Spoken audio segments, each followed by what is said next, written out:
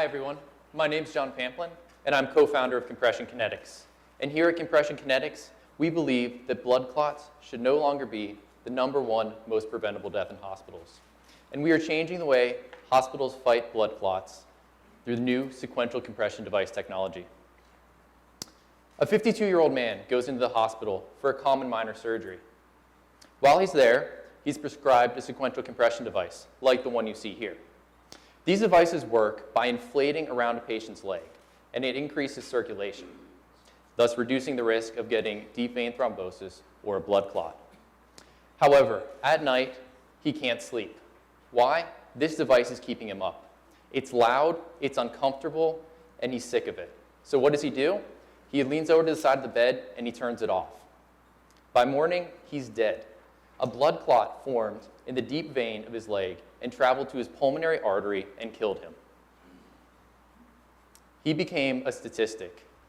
The American Medical Directors Association says that that blood clots are the #1 most preventable death in hospitals. A Johns Hopkins study found more people die from blood clots than AIDS, breast cancer, prostate cancer, and traffic accidents combined each year. On top of this, patients are also at risk for amputation and permanent disfiguration from blood clots. But how big a problem is this? Every year, more than 2 million people get diagnosed with a blood clot while they're in the hospital. Nearly half of them get their blood clot while they're in the hospital for something else. This means that 900,000 people go to the hospital for one thing, and like our 52-year-old man, get a blood clot while they're there. And this leads to an overall cost to the healthcare system of more than $2.9 billion. So what's being done to treat this? Currently, there are two things. There's blood thinners and there's sequential compression devices. Ideally, the combination of these two provides the best defense against getting a blood clot. However, due to the risk of bleeding, blood thinners are not always an option, and this leaves us with sequential compression devices.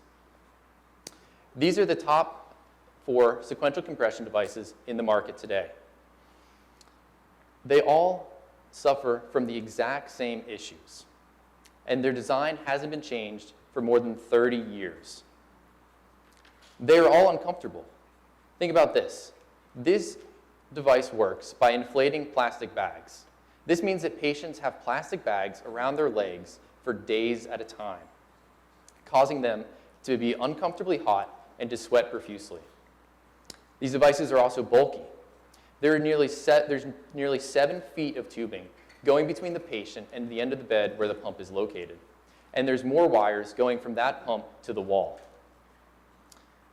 The pumps themselves, they're very noisy, and they keep patients from sleeping. And with all those tubes and wires, patients cannot freely get up and walk around or go to the bathroom. They require a nurse to come and help them in and out of their sequential compression device. And this frustrates patients. It also burdens nurses.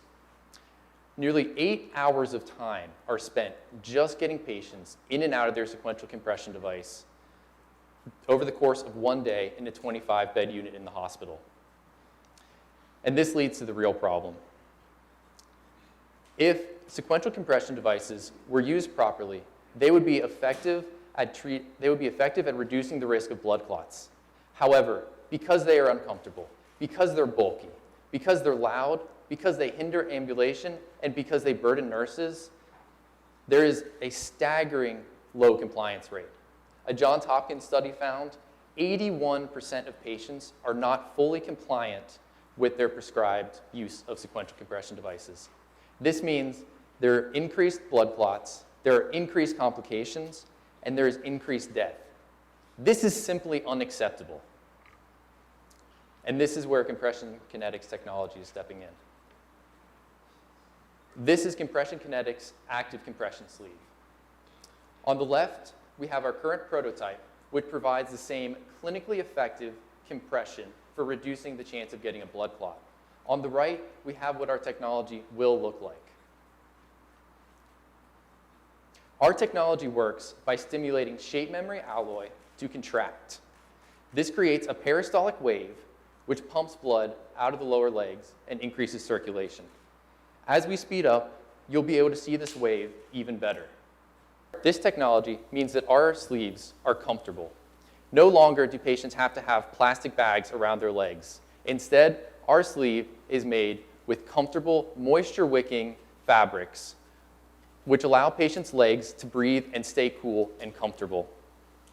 They are also mobile. There's no longer a pump and wires and tubes everywhere. Our sleeve is a single unit which can be run off of a cell phone battery. This allows patients to get up and walk around. Our device is also completely silent. No more will patients be kept up by the noisy pumps. And on top of this, our device is providing the same clinically effective compression. And for nurses, we are saving them an immense amount of time. Now, nurses only have to go to their storage, get a brand new sleeve that is single patient use, put it on their patient once, and they don't have to search for it. They don't have to search anymore. This allows them to spend time taking care of patients instead of worrying about these devices. Here comes the real value. Covidien sells their sleeves to hospitals for $30. Hospitals are also responsible for paying $900 per pump and maintenance fees on top of that.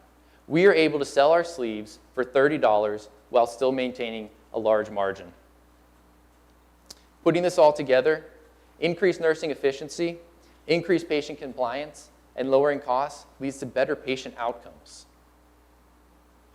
Our device is a Class 2, 510K eligible device. We have identified our predicate device and the required benchtop testing to get our device through the FDA.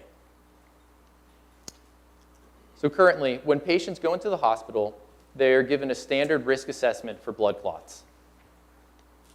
Based on those results, they are then prescribed a sequential compression device. This means that at any one time, nearly 30% of patients in the hospital are using a sequential compression device.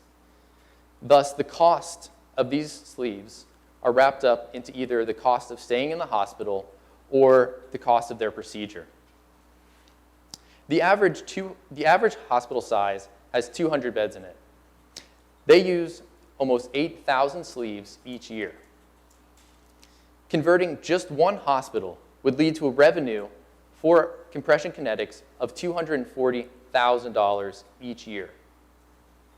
Expanding this market out to the entire US, this leads to over $1.1 billion in market potential. And it gets better. There are also markets in athletic recovery, long-distance travel, home, and edema, and peripheral edema care, which totals over $2.4 billion in market potential for us. But how do we get there? We are partnering with key opinion leaders at large research hospitals to create publications which show just how effective our sleeves are. We are then going to take these publications to conferences across the US to spread our brand and convert our early adopters. We will then take these early adopters and sign them to long-term contracts. Again, my name is John Pamplin. I'm the lead engineer of Compression Kinetics, and I'm a biomedical engineer for the University of North Carolina. I created this product because I was having edema in my leg, and I was unsatisfied with the current sequential compression devices that are out there. Helping me is my co-founder, Jeff Smith, who is a scientific entrepreneur, also from the University of North Carolina, and he is heading up our strategy and operations. Helping us is our board of advisors. Stephen King has over 20 years in the medical device market, and he specializes with commercialization strategies. He has also helped bring companies from early stage to exit. We also have Andrew Siemens, who is a venture capitalist and is the chief investment officer at Pico Management. He has years of experience working with early stage and startup companies and helping them to achieve success. He is helping us specifically with strategy and finance. Since early spring, Compression Kinetics has done quite a lot. We have generated funding from the Carolina Challenge and the ZeroTo510 program. We've also produced a functional prototype and we have protected our IP with a provisional patent. We've also validated our market with over 70 customer interviews. And finally, we have 3 verbal commits to trial our product once we are FDA cleared. Moving forward, Compression Kinetics is asking for $750,000. With this investment, we will produce a production-ready product. We will convert our provisional patent to utility patent. We will complete our initial manufacturing run, and we will file our 510K with the FDA. Again, my name is John Pamplin, and I would like to speak to all of you in more detail about our product. I'm also asking each one of you to help us get our product to hospitals to help that 52-year-old man and help prevent blood clots. Thank you.